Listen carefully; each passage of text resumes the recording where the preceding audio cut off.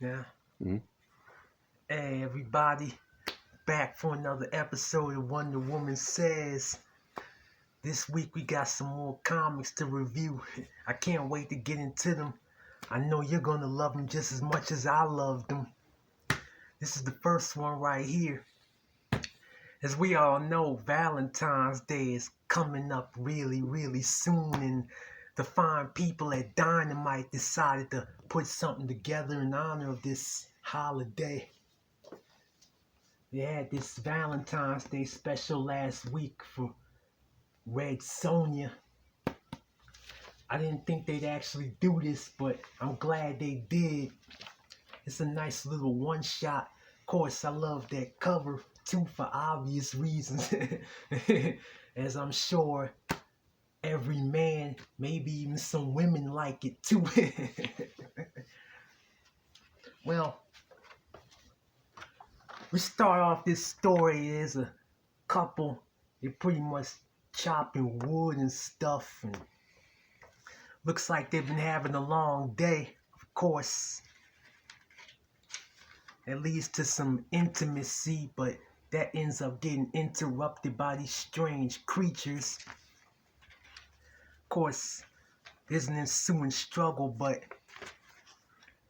they do the best they could to fight them off, but they end up taking off with the man pretty much. The woman's now on a quest to go free him. But little do we also know Red Sonja is also out there. Red Sonja pretty much ends up encountering the creatures. These creatures, it turns out they like to eat people's hearts. These are the creatures right here, at least one of them. Gotta admit, it looked pretty freaky. Anyway, Red Sonja gets to battling the creatures. She has all these encounters. Meanwhile, this is their little lair where they're making this stew. They're pretty much making this stew, all these hearts that they steal. There's this master called the quote-unquote Cupid King.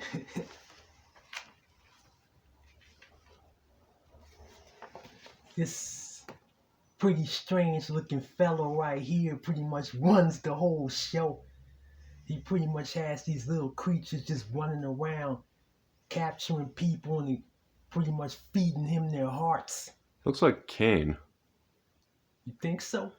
Yeah, back when he had his head shaved and it was kind of goofy looking. Well, Like imagine there's some black eyeshadow around his eyes. I guess I can see that. It's not what I first thought about when I seen this right here. I guess I can somewhat see that, but one thing definitely is the stuff of nightmares, though. Meanwhile, man's trying to break free with this man who's pretty much locked up with him. The other guy don't seem to have the same will that he has to break free, but nonetheless, they keep trying. All the while, of course, Red Sonja's pretty much on her way. And then she ends up receiving some help against the creatures in the form of the woman who's trying to come get her man back. I must say, this woman seemed fierce too, but I guess when somebody takes something that you really care about, you tend to jump into fight mode really quick, so I can't blame her for what she ends up doing. Turns out Red Sonja and this woman end up forming a pact to go get these creatures and to go free her man. She gets her own gold bikini. Well, I wish. I guess one can dream. Well, seeing as like this is a one shot, I could tell you what happens in the end, but I'm not gonna do that. I'm just gonna pretty much just stop it right there. You'll have to pretty much read this to see how it all ends. But I'm gonna start giving my thoughts about it. I do think the artwork is really good. pretty much a given from Dynamite. As I think Dynamite's the #1 indie comic company right now. I think they even surpass Image. I love Dynamite. I think they do a really good job with Red Sonja in general. Of course, my only complaint that they would, actually stick to one series for more than maybe 30 issues, because they've had like 5 or 6 different Red Sonja series in just the last decade or so. Well, first issues are valuable. I guess maybe one day they will be. But, I think the story is really good for a one shot. I think it makes a nice little Valentine's Day story.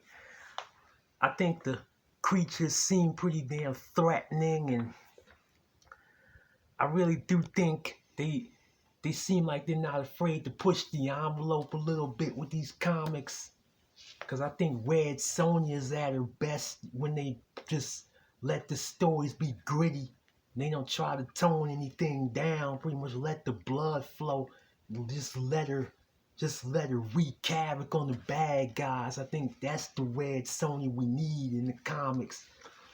Must be doing pretty well. I had to go to like 3 different stores to find that for you. Yeah, that I wasn't expecting at all. I thought it would be at the comic book store up the street, but I guess not. But that goes back to what happened last week when I tried to get that Mary Jane the Black Cat specially sold out of that. But that's another story for another day. I think this comic book right here, I think on a 1 to 10 scale, I think I would give it about an 8. Really enjoyed it. Think it was good reading. I'm a big fan of Red Sonja. Matter of fact, if you go onto my Instagram, you'll probably see some pictures of me cosplaying as Red Sonja. I really like the character. Matter of fact, I even enjoy Red Sonja more than Conan. I definitely recommend it. Now, this next comic book right here, of course, this is my favorite segment, The Blast from the Past. This week we take you back to 1977. This issue of Justice League of America. I must say, I love the cover a whole lot for very obvious reasons. Do that again. That was cute. Oh. Yeah, like the, or wherever my thumb in the shot is yelling. Honestly, I usually don't talk about the advertisements in the comic book, but right on the front page, they decided to put this there. And I love the Joker, so I couldn't ignore this. I think this is funny as all hell.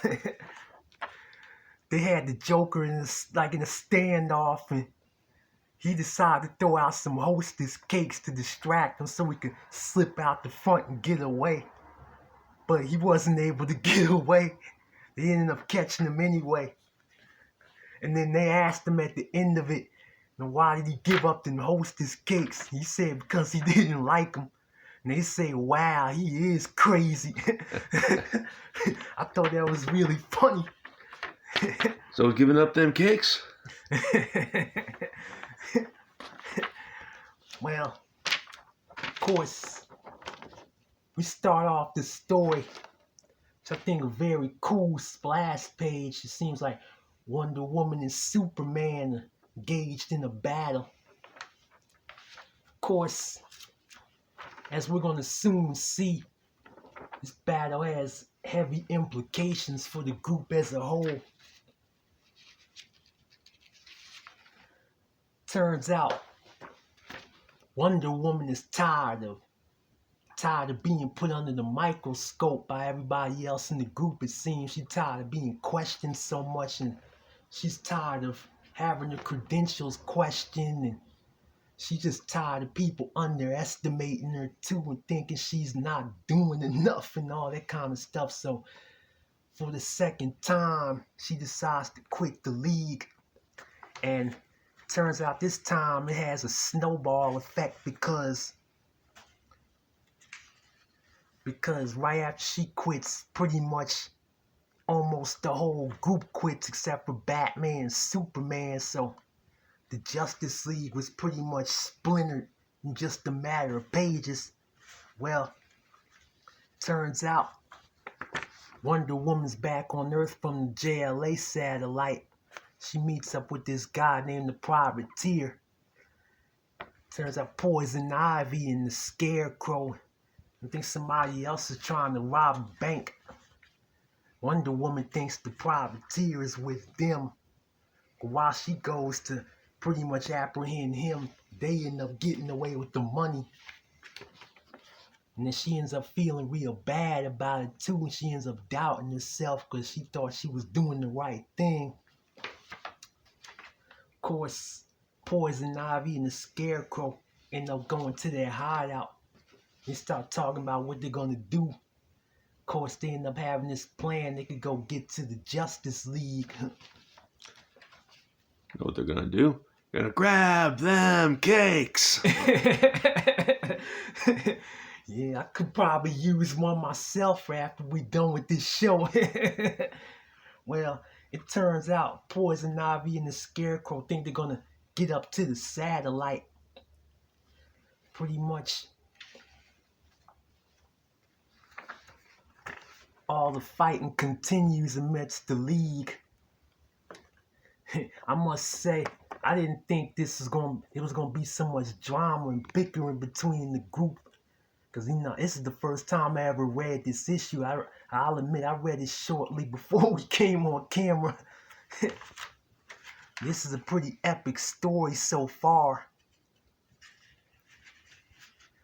Turns out, Wonder Woman and the Privateer, they ended up going out to eat somewhere, but the Privateer ended up saying something that Wonder Woman didn't like.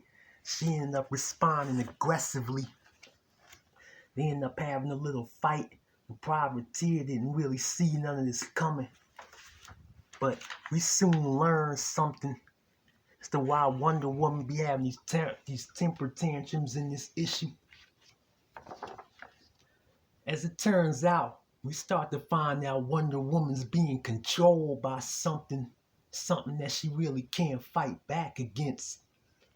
Because as all this is going on, of course, Wonder Woman's, as she tries to keep fighting back, she pretty much starts to figure out that she can't win the battle, and this force that's in her just pretty much starts guiding her every movement. Turns out there's a sinister intentions brewing. Anyway, the Privateer ends up meeting up with Batman, and he ends up telling him what happened. And they start trying to figure out what's wrong with Wonder Woman. Of course, Superman ends up being all alone at the satellite as the group is in disarray. And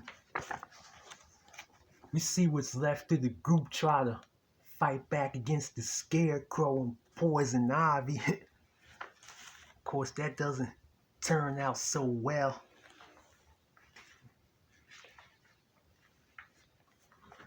And right here, Batman and the Privateer start trying to head out to where Wonder Woman was guided to, but even though he placed the bug on her, Wonder Woman found out about it and ended up discarding it. They ended up finding it on the floor. But then, they're in this mysterious building. They pretty much start figuring out something's really amiss here. But meanwhile, one of the Atom's villains start trying to come at him, trying to kill him. But then soon as fast as he appears, he disappears. The Atom breaks free of the trap. He tries to figure out what's going on. Then, this is pretty much, and I'll admit, it's pretty much what I bought the whole issue for right here. Wonder Woman's pretty much under the control of this mind that's in all the computers, so in electronics, so to speak. Wonder Woman starts to battle with Superman. above the Earth and the JLA satellite. Superman trying to figure out what's going on, but he can't figure it out. And then next thing you know, Wonder Woman's just pretty much just under deep control. And this force is pretty much starting to try to make her do all these things, like pretty much threaten the Earth. Cause he's pretty much like trying to get Superman to go press the button to go like activate the missiles and all that stuff. She got some bags under her eyes. Yeah, she's like under some deep mind control.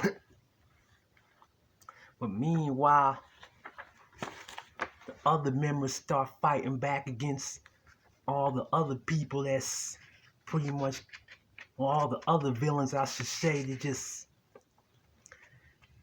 got this whole situation going on.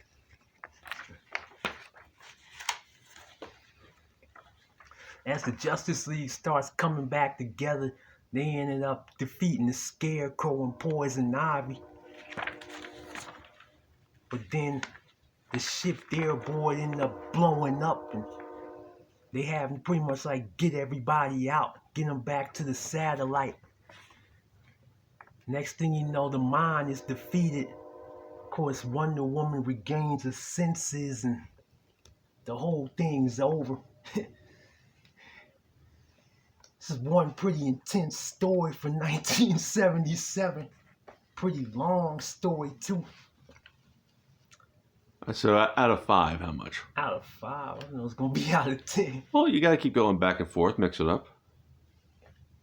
Okay, out of 5, I would give it a 4.5. The only thing I would say,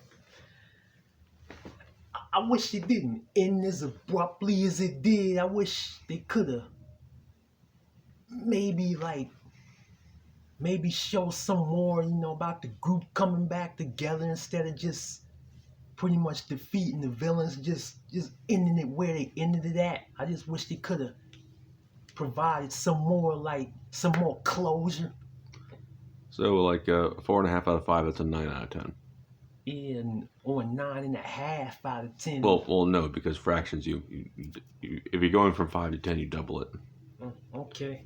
Well, yeah, I really enjoyed it. I just, like I said, I think I just could have had more detail in the ending. I probably would have gave it a 5 then. All right, so just kind of final thoughts in general about both of them. Which of the two do you think was better? Definitely this right here. But I really like this too, but of course you asked me to pick. This definitely wins. Really like this issue. It almost made me wish I could have read it even sooner than I did, cause like the cover was enough to attract me to it. I think it would have been difficult to read it sooner. It came out before you were born. Yeah, but you know what I mean. Like I bought it and I had it over there for a while, but I just never got around to reading it, cause let's face it, I got a whole lot of comic books. Yeah, if we had some kind of shelf to put it on. Oh, there you go again. Yes, crazy old Jen and her shelves. Yeah. Alrighty, so any final thoughts? Well, I know the Galaxy Con is coming here to Richmond next month. Look like it's gonna be a very epic show. Hope I'll be able to make that. I'm just gonna wait and see what happens. I'm not making no promises, but I definitely intend to be there if I can. I mean, I definitely should, cause the show is only taking place mere blocks from where we live. Definitely had a great time reading these books, and I recommend both of them to any people that like these characters, and definitely can't wait to come back next week. I had a good time. I hope you had a good time. Of course, we'll see you on the next episode. Peace out. All right, before we go, give me a grab them cakes. Grab them cakes.